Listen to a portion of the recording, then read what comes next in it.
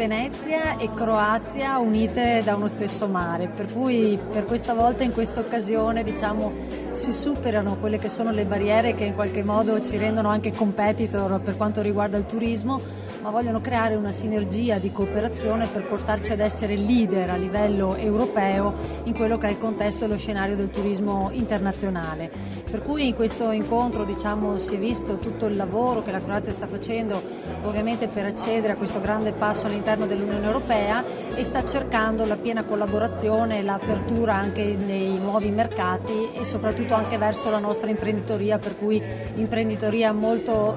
abile ed eccellenza per quanto riguarda il settore del turismo. Per cui è un'occasione importante perché ovviamente si parla di paesi vicini e sicuramente è vantaggioso la possibilità ovviamente di avere buoni rapporti, ottimi, proprio in uno scenario che oggi si apre a turismi nuovi come i paesi emergenti, si pensa ai paesi dell'est, la Cina ma anche al Sud America, per cui un turismo che è il mercato oggi sicuramente da un trend positivo e per cui un'unione di due forze molto importanti che vogliono puntare a essere leader sul mercato.